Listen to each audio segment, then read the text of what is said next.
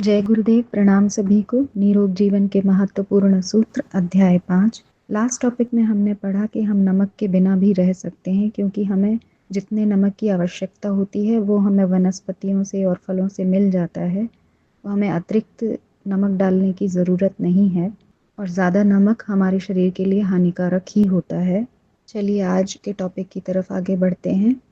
चीनी का प्रयोग भी सावधानी पूर्वक करें। खाद्य पदार्थों में शक्कर का उपयोग बहुतायत से होता है। मीठा होने के साथ ही उसे शक्ति का मुख्य स्रोत मान लेने के कारण विश्व में इसकी खपत भी बढ़ी है। प्रायः सभी प्रकार की मिठाइयों से लेकर चाय, कॉफी, शरबत तक इसके बिना फीके रहते हैं। रंग बिरंगे पेय पदार्थों, टाफियाँ, बिस्किट, चॉकलेट आदि में विविध रूपों में सफ़ेद चीनी प्रयुक्त होती है।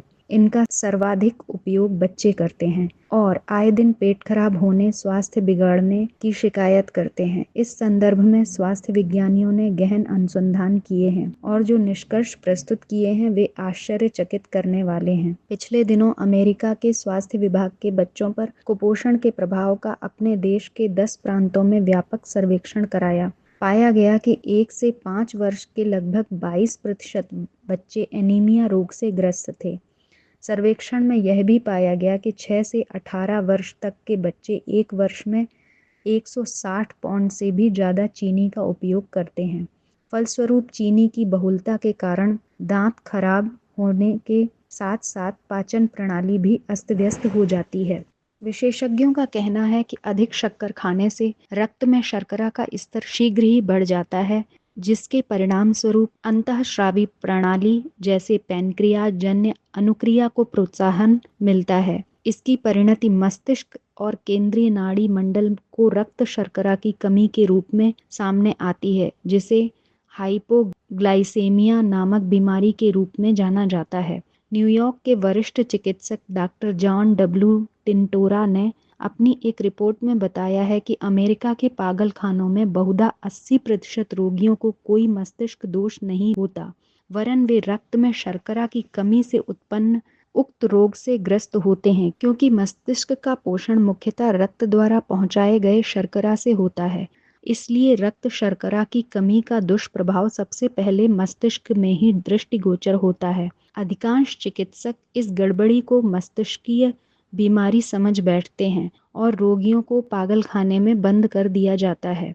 ऐसे रोगियों को मात्र उनके भोजन क्रम में आवश्यक परिवर्तन कराकर 2-3 सप्ताह में ही ठीक किया जा सकता है। सुप्रसिद्ध महिला चिकित्सा विज्ञानी डॉक्टर हेनरी एम सॉल्जर ने इस तरह के रोगियों की चिकित्सा में आहार परिवर्तन से उल्लेखनीय सफलता पाई है। अमेरिका के ही उटाह विश्वविद्यालय के अपराध विज्ञान विशेषज्ञ डॉक्टर एलेक्जेंडर रॉस, प्रोफेसर बिलफोर्ड तथा रसायन शास्त्री डॉक्टर जाफरी ब्लेंड ने पुराने बाल अपराधियों का आहार विश्लेषण करने पर पाया कि उन अपराधी बच्चों में से 32% बच्चों ने अपने आहार में चीनी का अत्यधिक उपयोग किया था। इसी तरह का निष्कर्ष कैलिफोर्निया स्टेट कॉलेज के समाज कल्याण विभाग के संचालक डॉक्टर स्टीफन जे श्यूनेथलेर ने प्रस्तुत किया है। उन्होंने लगभग 300 बाल अपराधियों के आहार का विश्लेषण किया और पाया कि वे सभी अधिक मात्रा में मीठा, विशेषकर सफ़ेद चीनी खाने वाले थे। अब उनके आहार से चीनी बिल्कुल हटा दी गई और कुछ महीने पश्चात उनके स्वास्थ्य एवं व्यवहार परिवर्तन का विश्लेषण किया गया तो पाया गया कि 48% अपराधी बच्चे सामान्य हो गए। सुप्रसिद्ध आहार विशेषज्ञ डॉक्टर डेरिक लांसडेल तथा डॉक्टर रेमंड जे शैम्बर्जर ने भी बच्चों के आहार में शक्कर की अधिकता एवं उसके दुष्प्रभावों का गंभीरतापूर्वक अध्ययन किया है। देखा गया है कि इसको अधिक मात्रा में खाने से शरीर में थियामिन नामक तत्व की कमी हो जाती है, जिसके कारण नींद की गड़बड़ी, बेरी-बेरी, सीने में दर्द, लगातार ज्वर एवं हकलाने जैसी कितनी ही बीमारियां धर दबोचती हैं। ज्योतिमंदता तथा रतौंधी के भी लक्षण प्रकट होने लगते हैं। चीनी के प्रयोग में सबसे अधिक उपयोग बोतल बंद ठंडे पेयों का है। पोषण विज्ञानी डॉक्टर डब्ल्यू मर्टज के अनुसार आहार के रूप में चीनी का अधिकाधिक उपयोग बच्चों में उत्साहपूर्ण कार्य करने तथा नई बातें सीखने के प्रति उदासीनता पैदा करता है। इन सभी प्रयोग परीक्षणों का एक ही निष्कर्ष है कि शक्कर का प्रयोग कम ही परिमाण में स्वास्थ्य की दृष्टि से लाभकारी हो सकता है। अधिक मात्रा में खाने से हानि ही हानि है। वैज्ञानिक तकनीक के विकास के पहले कहीं भी श्वेत चीनी का उपयोग खाद्य पदार्थों में नहीं होता था। या तो शर्करा युक्त पदार्थों को प्राकृतिक रूप में प्रयोग किया जाता था अथवा उनकी शर्करा को कम से कम रूपांतरित करके उपयुक्त मात्रा में ही लिया जाता था। लोग आज की तुलना में रोगी भी कम होते थे, साथ ही दीर्घजीवी एवं जीवन के अंतिम दिनों तक कार्यक्षम बने रहते थे। पता नहीं यह भ्रांति लोगों के मन में कैसे जम गई कि सफ़ेद चीनी सभ्य लोगों के खाने की चीज है और गुड़, शीरा आदि सस्ते शर्करा युक्त खाद्य गरीबों के लिए हैं। इस भ्रांति का ही परिणाम है कि तथाकथित बड़े रोगों में अधिकांश मधुमेह के रोगी पाए जाते हैं। इस तथ्य से सभी शरीर शास्त्री सहमत हैं कि शरीर को ऊर्जा प्राप्त करने के लिए कार्बोहाइड्रेट में शर्करा का विशेष योगदान होता है। इसके पाचन में समय भी अपेक्षाकृत कम लगता है, परंतु आजकल शर्करा के लिए परिष्कृत चीनी की जिस तरह खपत बढ़ रही है, उसे देखकर चिकित्सक एवं वैज्ञानिक वर्ग चिंतित है। शर्करा शरीर के लिए आवश्यक तो है, किंतु उस रूप में नहीं जिसमें कि अधिसंख्य लोग अंधाधुंध प्रयोग करते हैं। विगत 2-3 दशकों से वैज्ञानिक चेतावनी देते आ रहे हैं कि परिष्कृत चीनी का अत्यधिक प्रयोग स्वास्थ्य के लिए हानिकारक है। यहाँ तक कि परिष्कृत श्वेत चीनी को श्वेत विष की संज्ञा से संबोधित किया जाने लगा है। देखने में तो लाल गुड़ की अपेक्षा श्वेत चीनी बहुत आकर्षक लगती है और लोग पसंद भी उसे ही अधिक करते हैं। तथाकथित शहरी लोगों की देखा देखी ग्रामीण लोगों को भी अभिरुचि श्वेत चीनी के प्रयोग की ओर बढ़ने लगी है। अंधानुकरण का जो परिणाम हुआ करता है वही हो भी रहा है। जो ग्रामीण गुड़ का प्रयोग छोड़कर श्वेत चीनी का अधिक प्रयोग करने लगे हैं, सर्वेक्षण से पता चला है कि उनके स्वास्थ्य में गिरावट आई है। यहाँ यह तो नहीं कहा जा रहा कि केवल चीनी के ही प्रयोग से स्वास्थ्य संकट बढ़ रहा है, अन्य कारणों के साथ यह भी एक मुख्य कारण है। चीनी के परिष्कृतीकरण के कारण उसमें किसी प्रकार के खनिज लवण, विटामिन या एंजाइम शेष नहीं रह जाते, जिससे उसके निरंतर प्रयोग से अनेक प्रकार की बीमारियां, विकृतियां उत्पन्न होकर पनपने लगती हैं। दंत चिकित्सकों का कहना है कि दांतों के क्षय का मूल कारण अधिक चीनी का उपयोग करना है। वे तो छोटे बच्चों को चीनी से दूर रखने का ही परामर्श देते हैं। चीनी के अत्यधिक प्रयोग से शरीर में कैल्शियम और फास्फोरस का संतुलन बिगड़ता है, जो सामान्यतया 5 और 2 होता है। साथ ही चीनी के पाचन के लिए अतिरिक्त कैल्शियम की आवश्यकता पड़ती है। शरीर में उसकी कमी हो जाने से आर्थराइटिस, कैंसर, वायरस संक्रमण आदि अनेक रोगों के होने की संभावना बढ़ जाती है। चिकित्सा शास्त्रियों का यह भी कथन है कि चीनी को पचाने के लिए शरीर के पाचन तंत्र में विटामिन बी कॉम्प्लेक्स का होना अनिवार्य है। अधिक चीनी का प्रयोग करने से विटामिन बी कॉम्प्लेक्स की कमी होने लगती है, जिसके कारण अपच, अजीर्ण, चर्म रोग, हृदय रोग, कोलाइटिस, स्नायु तंत्र संबंधी बीमारियां उत्पन्न होने की संभावनाएं बढ़ जाती हैं। श्वेत चीनी के अधिक प्रयोग से यकृत में ग्लाइकोजन की मात्रा घटती है, जिसके फलस्वरूप थकान, उद्विग्नता, घबराहट, सिरदर्द, दमा, डायबिटीज आदि विविध व्याधियां आ घेरती हैं और व्यक्ति असमय काल के गाल में समा जाता है। लंदन मेडिकल कॉलेज के सुप्रसिद्ध हृदय रोग विशेषज्ञ डॉक्टर लुइकिन अधिकांश हृदय रोगों के लिए चीनी को उत्तरदायी मानते हैं और शरीर को ऊर्जा प्राप्ति के लिए गुड़, खजूर, मुनक्का, अंगूर, शहद, आम, केला, मौसमी, खरबूजा, तरबूज, पपीता, शकरकंद, गन्ने का रस आदि में से जो सामान्यतया उपलब्ध हों लेने का सुझाव देते हैं। जर्मन रसायन शास्त्री बैडेल ने चीनी के प्रयोग कुत्तों पर किए। उन्होंने 7% चीनी मिले जल के इंजेक्शन कुत्तों को दिए तो उन्होंने देखा कि शरीर की श्लेष्मिक कलाओं में जलन पड़ने लगती है, उनका रंग लाल हो जाता है। चीनी की मात्रा में वृद्धि करने पर उनकी लालिमा और बढ़ जाती है। इस प्रयोग के समय बेचैनी के कारण कुत्तों की छटपटाहट इतनी बढ़ गई कि चिकित्सक को अपना प्रयोग रोकना पड़ा। इसी तरह का एक प्रयोग डॉक्टर ओगटा ने भी कुत्तों पर किया। उन्होंने मांस के साथ 1 तोला चीनी मिलाकर खिलाई। इसका परिणाम यह निकला कि कुछ दिनों में 1/4 पाचन शक्ति घट गई।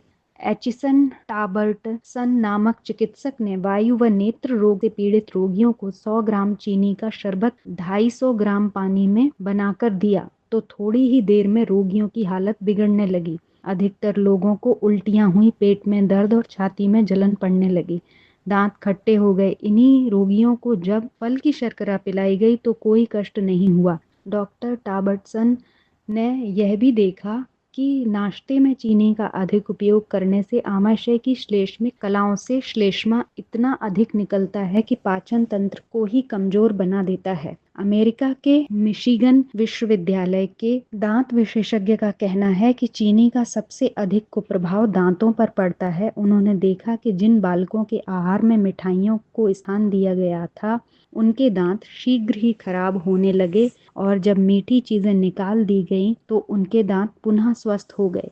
संसार के विभिन्न देशों में चीनी की अधिक खपत करने वाला देश अमेरिका ही है, इसलिए दांतों के रोगियों की संख्या भी सबसे अधिक है। एक जांच से पता चला है कि वहां 4 लाख बच्चे हृदय रोग से, 10 लाख कान के रोग से, 40 लाख पोषक तत्वों के अभाव से, 60 लाख टॉन्सिल बढ़ने से, 1 करोड़ दंत रोगों से और 1.5 करोड़ अन्य रोगों से पीड़ित हैं।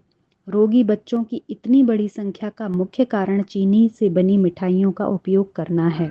चिकित्सकों ने जब यह देखा कि चीनी के अत्यधिक प्रयोग से लोगों के दांत समय से पूर्व ही गिर जाते हैं और नाना प्रकार के रोग होते हैं तो उसकी रोकथाम पर विचार विमर्श हेतु दिल्ली में एक सेमिनार का आयोजन किया गया, जिसमें डेंटल काउंसिल ऑफ इंडिया के अध्यक्ष कर्नल एन बेरी ने बताया कि यदि दांत की बीमारियों की रोकथाम के लिए प्रयास न किए गए तो 100 वर्ष के बाद यह स्थिति आ जाएगी कि प्रत्येक व्यक्ति 20 वर्ष की उम्र में ही बिना दांतों का हो जाया करेगा।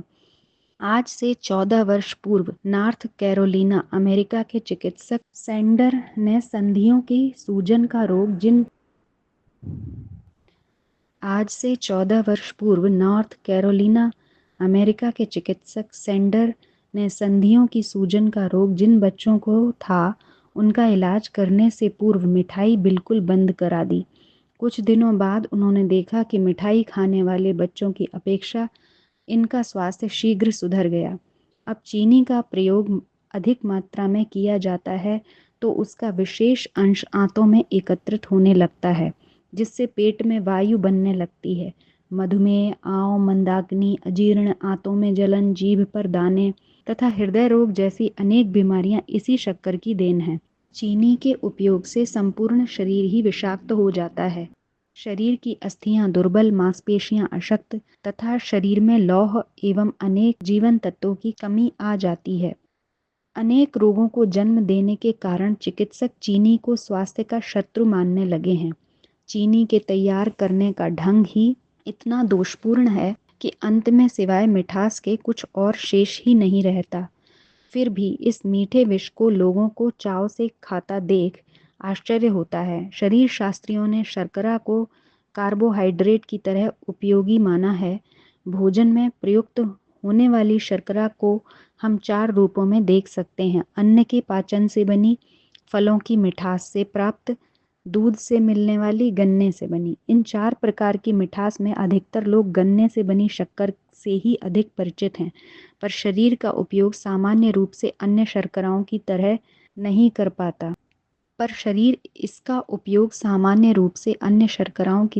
कर पाता। इसीलिए गांधी जी ने सफ़ेद चीनी को मनुष्य के लिए अप्राकृतिक खाद्य माना है। गुड़ या खांडसारी शक्कर में जो तत्व पाए जाते हैं वह चीनी में नहीं मिलते। चीनी के बदले में मिठास पूर्ति हेतु गुड़, शहद, छुआरे, खजूर, मुनक्का और किशमिश आदि का प्रयोग किया जा सकता है।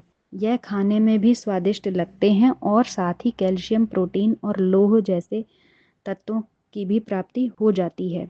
गुड़ में जो क्षार है वह शक्कर में कहाँ मिलते हैं। फलों की प्राकृतिक मिठास की जितनी प्रशंसा की जाए उतनी ही कम है, क्योंकि यह मांसपेशियों तथा रक्त को बढ़ाने और हड्डियों को मजबूत करने का काम करती है। मौसमी फल सस्ते और सुविधा से प्राप्त भी हो जाते हैं। स्वस्थ जीवन की प्राप्ति तथा रोगों से मुक्ति होने के लिए यह आवश्यक है कि खाद्य पदार्थों में शक्कर की मात्रा जहाँ तक संभव हो घटाई जाए।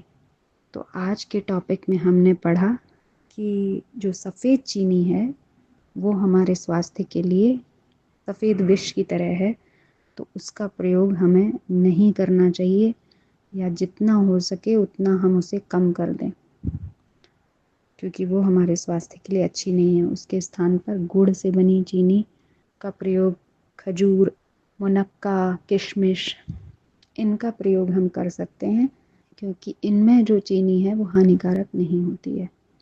आज के लिए इतना ही। जय गुरुदेव, प्रणाम सभी को।